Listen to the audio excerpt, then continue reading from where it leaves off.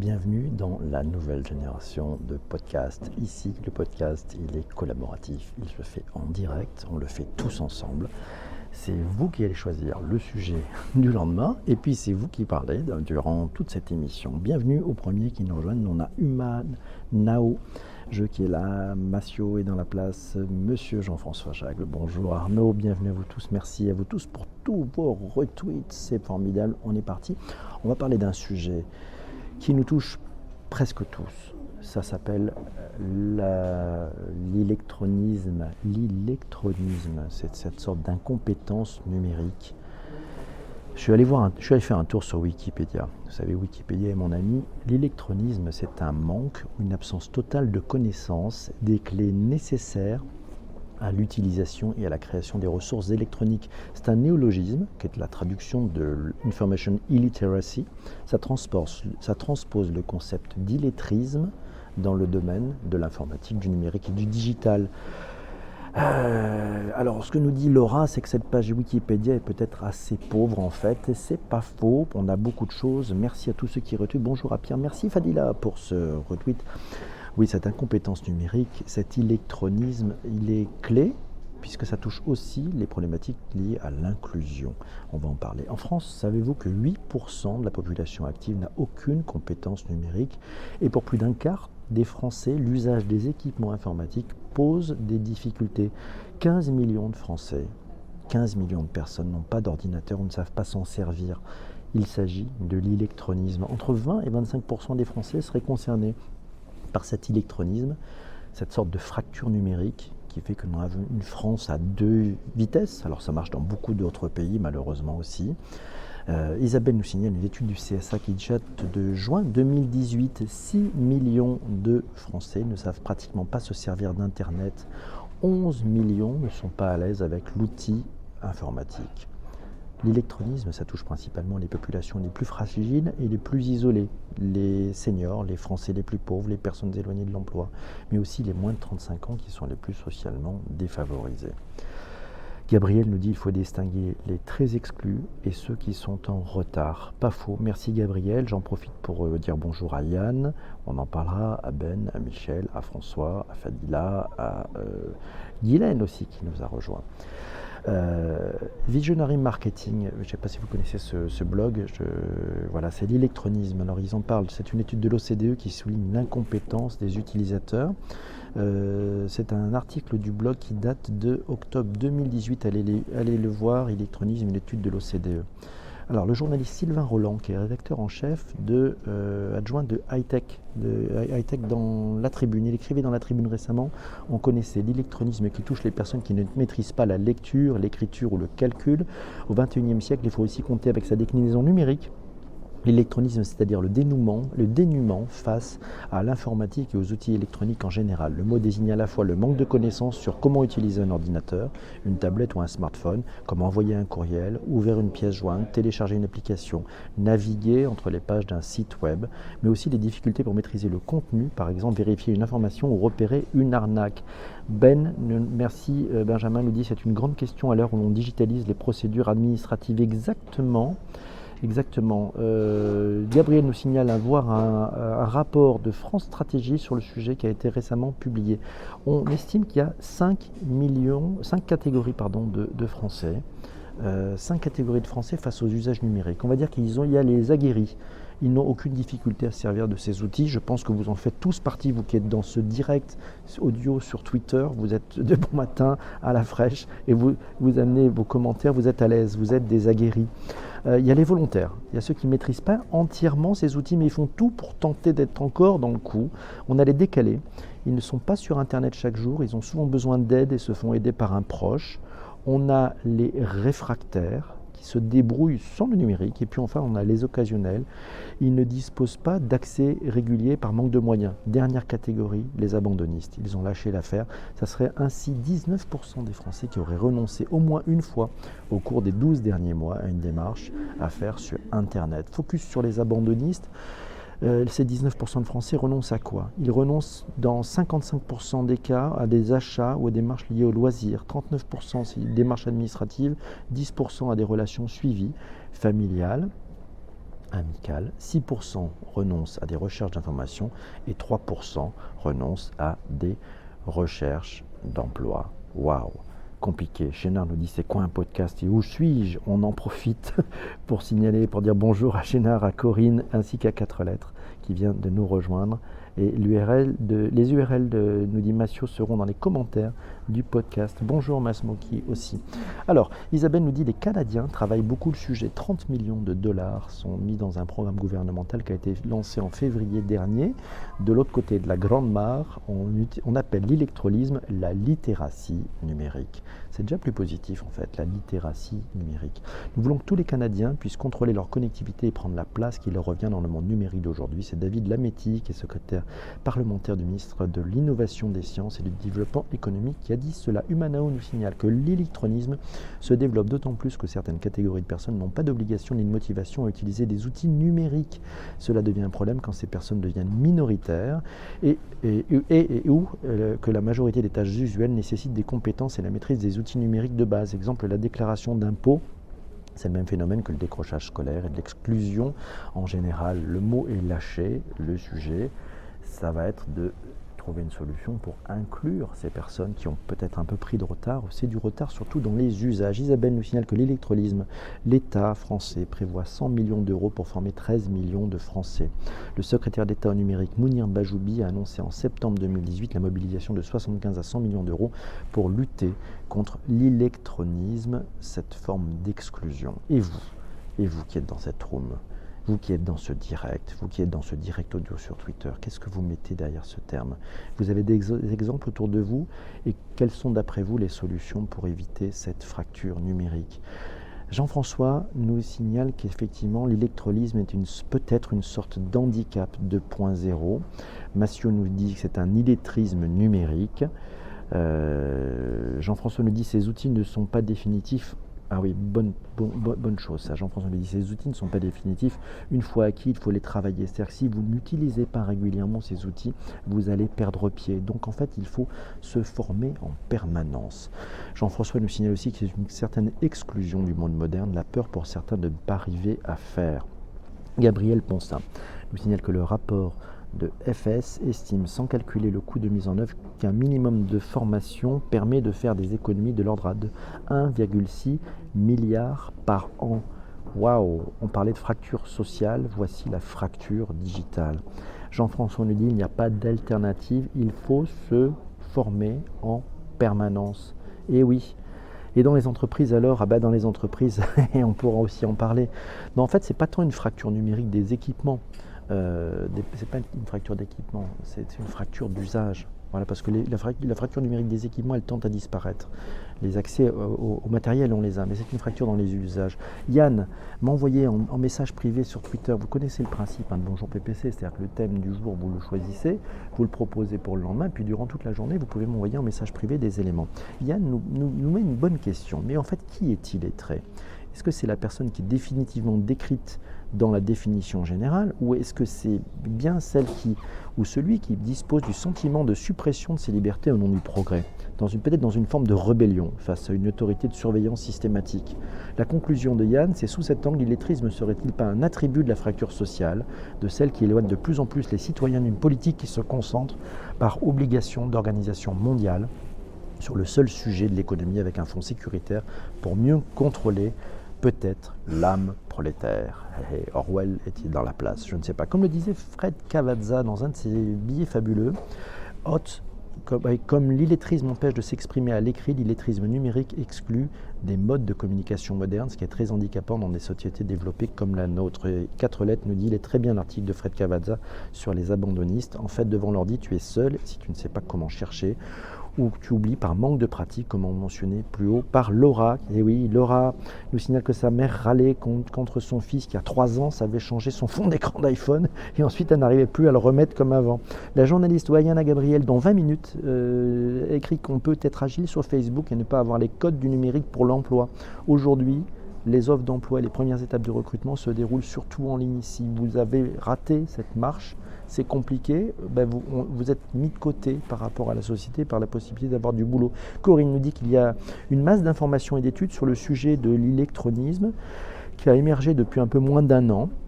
Il n'est pas moins important et extrêmement excluant pour un paquet de gens. Certes les anciens, mais pas que les anciens. Certaines fois, des mauvaises conceptions des outils en ligne peuvent aussi énerver largement les usagers et vivre l'expérience utilisateur. Et puis les anti-numériques voient peut-être renforcer leur peur. Jean-François nous dit un exemple, par exemple, mettre un chèque et un timbre sur une lettre pour payer un PV, c'est aussi une sorte d'électronisme. Et vous, que faites-vous pour aider ceux qui n'ont pas réussi à appréhender les usages du numérique? D'après vous, quelle est la place du milieu associatif dans cette problématique? Connaissez-vous d'ailleurs des personnes, des associations qui les aident? Il y a eu un tweet intéressant de Kokoroé qui dit que 60% des nouveaux métiers vont nécessiter des plus grandes compétences numériques. La formation de tous est une urgence pour garantir l'inclusion. JP Blog Techno nous signale qu'Emmaüs Connect a lancé une campagne pour lutter contre l'électronisme. Ils en parlaient sur LCI récemment, effectivement. Jérôme nous signale que l'aspect psychologique de personnes en situation de décrochage doit également être pris en compte. Enfin, Isabelle nous signale que la famille représente également un levier fort d'apprentissage où les jeunes générations occupent un rôle clé d'éducation et d'entraînement auprès de leurs aînés. Qui n'a pas déjà envoyé ses enfants chez les grands-parents pour un petit dépannage sur Facebook ou une boîte email? Et oui, Benjamin nous signale que beaucoup de recrutements se font via LinkedIn et Twitter aujourd'hui. Il faut enseigner la logique des outils avant tout.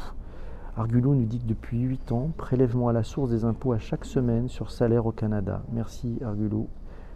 Ouais, ça c'est surtout le sexe dans la cité qui a repris ça, et Argulo est un robot qu'on va bloquer pour la prochaine fois, comme ça on ne l'aura pas. Alors, Chénard nous dit on devrait l'inclure dans la journée de découverte comme on fait des tests pour détecter l'électrisme. Oui, c'est vrai, et puis voir comment on peut inclure et aider effectivement peut-être des collègues qui ont pris un peu de retard. Il ne faut pas les exclure, au contraire, il faut les amener parce qu'on a besoin d'avoir tout le monde. Human Nao nous dit les compétences de base doivent s'acquérir avec en plus la culture qui va avec, ce qui rend la tâche d'autant plus difficile. C'est vrai, c'est assez difficile. Bonjour à Patrick qui nous a rejoint. Arnaud nous donne un lien, Press Reader, voilà, de 01net. Il y a un bel article là-dessus. Massio nous signale la peur du compteur Linky. Et oui, sur Twitter, c'est ce que nous faisions avec i4emploi. Oui, @i4emploi. Suivez ce hashtag. C'est vrai que ça aide beaucoup. Ça peut aider ceux qui ont besoin de trouver du boulot. Humanao nous dit aussi une approche que les travailleurs sociaux connaissent bien. Et oui, c'est comment on est facile de le donner. C'est un sujet qui mérite toute notre attention. Oui, si vous mettez des liens sur Twitter, je vous conseille plutôt de les mettre en commentaire de mon post, de mon tweet. Ça sera plus facile pour tous de pouvoir effectivement rebondir sur les articles pour la suite. Alice nous dit qu'elle fait partie de 2CEL, vous savez, ces systèmes d'échanges locaux. Elle échange 1 heure de babysitting contre 1 heure de jardinage ou contre un bon petit plat. C'est très sympa, soit dit en passant. Alice nous dit qu'elle aide les seniors et pas que avec leur smartphone, avec leur PC, sur les logiciels. C'est pas toujours simple. Tout ce qui n'est pas mis en application est oublié très rapidement. Par contre, si les seniors s'accrochent et utilisent, ça change un peu leur quotidien, ils se sentent moins largués, plus ont confiance pour faire d'autres choses et passent leur temps à remercier ensuite. C'est plaisant pour tout le monde, et oui, c'est très plaisant quand on a pu aider quelqu'un, qu'on a pu, avec beaucoup de bienveillance, finalement lui donner les moyens d'apprendre à pêcher tout seul, en fait, c'est ça qui est sympa. Même leurs propres enfants sont soulagés de cette corvée. Il faut dire que certains avaient déjà expliqué 10 fois certaines choses. Oui, je ne suis pas certain qu'on soit les mieux placés pour accompagner nos proches, en fait. Laura nous signale un événement qui a lieu sur Bordeaux sur le sujet. Ça sera la semaine prochaine, ça sera le 20. Ben non, c'est maintenant, c'est cette semaine, hein, c'est ça. Non, ça sera le 20 novembre de 18h à 22h. Non, le 20 novembre de 18h à 22h. Ça va parler d'inclusion numérique au quotidien. C'est un événement public qui est organisé par Le Non-Lieu et La Ruche à Bordeaux. Cherchez sur Google, si vous êtes sur Bordeaux, n'hésitez pas à vous inscrire. Alors, et l'inverse de l'électronisme, qu'est-ce que vous en pensez? C'est-à-dire ceux qui maîtrisent et qui font tout pour jouer la carte de ceux qui ont tout compris. Et tant pis pour les autres. Vous appelleriez ça comment? Prenons l'exemple Snapchat. Snapchat a joué sur ce côté de faire en sorte que ça soit incompréhensible pour la plupart des gens. Et seuls ceux qui avaient compris comment ça marchait pouvaient expliquer aux autres. C'est une façon de créer une sorte d'élitisme électronique, un élitisme, je ne sais pas, ce qui a fait que ça a enchaîné du bouche à oreille. Dans les cours de récré, les jeunes se passaient les trucs pour comprendre comment ça marchait. Beaucoup de tutos, Céline nous dit ça s'appelle l'égoïsme, ou peut-être la force des power users, j'en sais pas. Chénard nous dit pour les seniors, le moindre micro-changement dans un logiciel par exemple, c'est déjà la fin du monde. Ouh oui, très compliqué. Arnaud Leroux vient de mettre en direct dans le fil Twitter l'article de David Abiker qui l'a beaucoup touché. Oui, ça s'appelle de l'arrogance, nous dit. Ouais, ils sont dans l'entre-soi, c'est ça, l'entre-soi. Ça, c'est un... Alors, autre exemple d'électronisme, tiens, tout à l'heure, ce matin, un tweet de Laurent Close. Je ne sais pas si vous connaissez Laurent Close, c'est un spécialiste du mobile, journaliste, et il dit... il a repéré quelqu'un qui dit ouais, non, les vidéos ne s'envoient pas par mail, par courriel. N'envoyez jamais une vidéo par mail, elle va être super compressée. C'est une forme d'électronisme, c'est-à-dire que ne pas savoir se servir des bons outils. Alors ok, il faut déjà être spécialiste, il faut déjà savoir qu'on peut envoyer une vidéo par un mail. Mais vous voyez, c'est toutes ces personnes qui utilisent le mauvais logiciel, qui utilisent le mauvais outil. Ça aussi, c'est une forme d'électronisme, peut-être un manque de maturité digitale ou d'usage ou de connaissance. Alors après on va dire ouais mais tout le monde sera geek. Non, on n'est pas tous geeks, c'est pas une question d'être geek. Mais effectivement il y a des outils qui sont plus adaptés que d'autres. Et oui, merci Cédric No pour avoir repartagé sur Twitter. N'hésitez pas à partager, c'est ça, à faire connaître ce podcast, c'est important. Merci à vous tous d'être ici. Et puis si vous n'êtes pas encore abonné, vous pouvez suivre. Et puis si vous aimez ce podcast, vous pouvez aussi l'écouter en réécoute, en balado, diffusion, comme il se doit. C'est disponible sur iTunes, sur Google et aussi sur Spotify. Voilà, ça sortira normalement ce soir. À quand une boîte à outils pour les débutants, nous signale Benjamin. Ouais, alors il y a Treshback qui nous dit il y avait aussi l'entre-soi au XVIIIe siècle dans les clubs. Maintenant, il y a ces formes de communauté. Ouais, c'est pas faux. Tiens, hop, on va bloquer. Mais c'est Gabriel qui est venu, puis je me suis fait avoir par un robot perroquet. Ouais. Donc, vous savez, toutes ces personnes qui utilisent PowerPoint en faisant du Word à l'intérieur, c'est-à-dire que nous faisons des dias totalement illisibles. Bah oui, illisible. Alors, ils n'ont pas compris comment ça marchait PowerPoint, donc en fait, ils nous font des trucs. Le mail bloqué à 25 mégas, plus personne n'a de fichier à 25 mégas, exactement. C'est difficile quand chacun a ses propres usages. Le sujet est richement alimenté. Merci Yann. Bonjour Cédric, bienvenue à toi. Merci à vous tous. Il est 7h51. Je crois qu'on a fait le tour de ce sujet. On l'a surfacé tous ensemble, mais c'était intéressant d'avoir tous vos angles. Ce que je vous propose, c'est de proposer... Et Marilyn est dans la place. Et puis l'électronisme, c'est aussi pour les enfants. Ah, digital. Marilyn est là, chouette, bonjour, bienvenue à toi. Et oui, ça aussi, c'est une forme d'apprendre aux plus jeunes à se servir, et puis aussi à leurs parents, à leurs mamans, à se servir de tous ces outils. C'est aussi savoir les accompagner pour arriver à inclure le maximum de monde. N'ayons pas un monde où il y en aurait deux, non. Faisons en sorte d'accompagner tout le monde. On a besoin de tout le monde, donc il faut qu'on monte tous ensemble en connaissance et on ne peut pas laisser des gens sur le carreau, quoi. À l'université, j'ai 80% des cours en PowerPoint, c'est affreux. Et oui, pourquoi utiliser PowerPoint, qui est censé être un outil de présentation et pas un outil de lecture? Eh oui, c'est un keynote, c'est pas... Alors, sur Busutao, non, alors attends, qui c'est qui a dit? C'est Mathieu qui a dit prise en compte des personas de l'électronisme, effectivement. Ouais, il y a pas mal de robots ce matin. Voilà, on a sujet. Alors maintenant, le sujet, 7h53. Moi, je ne vais pas tarder à décoller, donc je vais avoir besoin. Je prends un avion là pour Toulouse. Il nous annonce une température assez pluvieuse. Il va falloir que vous trouviez le sujet de demain. Voilà. Donc vous allez proposer le sujet de demain. Ça se passe comme chaque matin en direct. De quoi aimeriez-vous parler? L'avenir des MOOC, un sujet, pourquoi pas, on y va. Alors l'avenir des MOOC, c'est Yann qui nous propose ça, à vous de voter.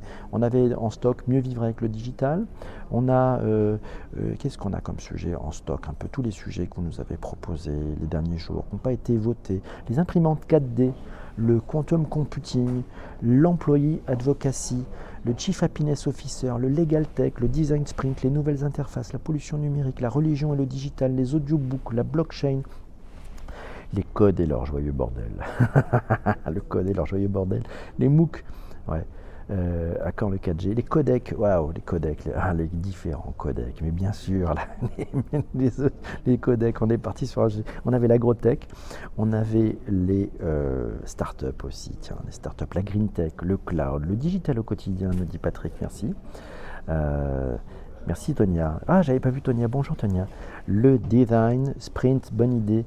Je suis là bloqué sur mon tel à vous écouter. Je suis justement mort de rire. La surveillance des réseaux sociaux par l'État. Ouais, la surtech, nous dit Antoine Charlane. Il est dans la place. Bonjour Antoine, comment vas-tu? Lighty Green, nous dit Corinne. Oh là là, bon alors il y a plein de sujets. Maintenant, je vous demande de voter. Visiblement, les MOOC commencent à l'emporter. Imanao a voté pour les MOOC. Qui c'est qui a proposé les MOOC? Allez, on va faire les MOOC, c'est sympa. Il y a Massio. Non, Massio, il a voté pour les MOOC. Qui a proposé les MOOC? On y va. J'ai pas regardé qui a proposé. Dites-moi qui c'est qui a proposé. Les MOOC, ouais, les MOOC. Allez, Gabriel Ponsin nous dit les MOOC. Bass Monkey aussi. Les MOOC nous dit Guylaine. Ben, c'est parti, c'est vous qui avez voté, c'est fantastique. Elon Musk, ça sera là, ça, je le note, Elon Musk. Ah, ça, on pourrait faire un podcast direct sur Elon Musk toute la journée. C'est son super-héros, je croyais que c'était moi, c'est dingue. Mais bref, les super-héros sont dans la place, c'est magique. Alors demain, on parlera des MOOC, c'est demain matin. C'est fantastique. Qu'avez-vous pensé de ce podcast sur l'électronisme? Et je voulais remercier Jean-François qui nous a proposé ce thème fabuleux. J'avoue que vous m'avez envoyé beaucoup d'éléments, toute la formidable... qui a proposé le sujet des MOOC? Oui, ça serait pas mal. On est parti, j'ai oublié dans la room, il faudra remonter sur les MOOC. Ouais, alors il y en a qui commencent déjà à mettre les 5. Merci, on va changer les couleurs, tiens, pour la peine, merci. On n'a pas eu de super cœur ce matin. C'est Marine qui a proposé, c'est Marine qui a proposé Elon Musk, je le note pour une prochaine fois. Le thème de fond, les MOOC, ouais, merci. Ouais, c'est un thème de fond. Ouais, merci François, tu as raison, ouais, les MOOC. Je crois que c'est Arnaud qui a proposé les MOOC, ouais, c'est possible. Donc demain matin, 7h35, en direct sur Twitter, en audio, on va parler des MOOC. Voilà, c'est le sujet de demain, c'est magnifique. Et donc, comme d'habitude, dans Bonjour PPC, vous proposez le sujet, c'est la room qui vote pour le sujet. On le traite le lendemain toute la journée. Vous pouvez envoyer en message privé sur Twitter vos différents éléments, vos différents expériences, constats, même des échecs s'il y en a, parce que par les échecs, on apprend toujours, donc c'est très positif. C'est Yann Jaillet qui a proposé ça. Merci, ben voilà. Les MOOC, c'est un sujet proposé par Yann. C'est fantastique. Merci Yann d'avoir proposé ça. Ben, ça sera demain. Yann, il est arrivé hier. Yann, il est arrivé hier. Il a découvert Bonjour PPC. Il a commencé à interagir. Puis aujourd'hui, il vient de proposer. Le sujet de demain, ça sera les MOOC. Aujourd'hui, c'était l'électronisme. Ça reste bien entendu en replay. Il va bientôt être 7h58. Vous le savez. Comme chaque... Et oui Yann, bravo pour les MOOC, merci à toi. Vous voyez, c'est vraiment interactif. Hein. Ouais, bon vol, on ne va pas tarder à être appelé. Si vous entendez les haut-parleurs, c'est qu'on va être appelé pour le vol. Décollage aux alentours de 8h30. Bien entendu, on va fermer l'émission bientôt vers 7h58. Je vais vous demander de faire un rôti. On va faire un rôti sur le retour. Mesdames et messieurs, votre attention, s'il vous plaît, nous invitons les derniers passagers du vol EasyJet 1398 à destination de Genève. À bien vouloir vous présenter en porte 40H. Avant fermeture dans quelques minutes, merci. Ladies and gentlemen, your attention please. We invite our customers traveling on the flight 3098 to Geneva to proceed to gate 40H before closing in a few minutes. Thank you. Ça, c'était pas le mien. Moi, je pars pour Toulouse. Pour ceux qui demandent, mais c'était du live. Je vous avais dit que c'était du live. Non, mais je ne sais pas si un jour on aura. Non, je vais pas à Genève, Gabriel. En fait, non, on va attendre la. On va attendre, non, PPC, le live bombing, c'est exactement ça, Cédric, tiens, ça sera un sujet, le live bombing. Donc demain on parlera des MOOC. Alors on va faire un rôti, vous savez le rôti, c'est si vous estimez que vous avez perdu votre temps, que vous n'avez plus envie de revenir sur Bonjour PPC, vous mettez 1, et puis si vous dites j'ai appris des choses, c'était fabuleux, je suis prêt à revenir demain, vous n'hésitez pas, vous mettez 5, voilà. Et puis c'est comme ça qu'on va voir, c'est comme ça que ça permet de commentaire augmenté, embarquement immédiat. 1, Bass Monkey, merci. Merci Live 660 qui est numéro 5 aussi, c'est formidable. Merci pour tous ces cœurs, Tonia. 5 pour Midnight, 5 pour 4 lettres, 5 pour Diomdoun, 5 pour Massio, 5 pour le sexe dans la cité. Coucou de Jean-François, le digital dans les transports aériens. On a déjà voté. Qu'est-ce qu'elle a dit Corinne? Est-ce qu'elle a dit 5? Je ne sais pas, il faut que je remonte la timeline. Mon Dieu, quelle horreur. C'est fou. Ils ont déjà voté. Ils seront encore là demain. Alors je vais en profiter quand même parce qu'il faut que je remercie. Il y a une formidable room. Vous savez, ça ne se fait pas comme ça ne se fait pas tout seul. Ça se fait vraiment avec une formidable équipe qui tous les jours est au taquet, me file des coups de main. Je voulais remercier Jean-François, Patrick, Eva est en vacances, elle est plus. Mamounette, Marilyn, elle va revenir. Cécile, Pierre, Arnaud, Lionel, Jean-Pierre, Jean-Emmanuel, Isabelle, Christian, Céline, Sylvie, Vanessa, Benoît, Laura, Alice, Stéphane, Christophe, Aurélia, notre ami Chénard, Corinne, Humanao qui est là, et Amélie. Voilà, ça c'est le comité éditorial. C'est tous ceux qui font que Bonjour PPC, ça vole. C'est fabuleux. Et puis vous tous, en temps réel, aujourd'hui, vous nous avez amené beaucoup de matière. Merci beaucoup Gabriel. Je pense que c'est mon vol. Ah non, c'est pas pour moi. Monsieur Zolaire, voyageant sur le vol EasyJet 1398. La destination de Genève est attendue en porte 40H de toute urgence. Merci. Merci beaucoup Jean-François pour le pick-up. Last call for Mr. Zoller to bring in on EasyJet flight 298 to Geneva. Please proceed immediately gate 40H. Thank you. Alors j'étais certain qu'il y aurait peut-être un taquin qui ferait un tweet en disant Monsieur Zoller va rater son avion. Je sais pas, ça c'est du direct aussi. Merci aussi à Rabzanani qui a retweeté. Je vais remercier aussi Stéphane Zibi qui a retweeté. Je vais remercier notre ami Benjamin qui a retweeté, Chénard, Jean-François, Cédric, Jean-Emmanuel, Arnaud aussi. Mes amis, c'est formidable. À quand le retour des lives à Paris pour montrer la scène à Paris? Écoute, merci. Écoutez, il est 8h, donc on va se quitter. On a pris un peu de retard. On n'est toujours pas appelé pour le vol, mais bon, j'espère que ça devrait aller.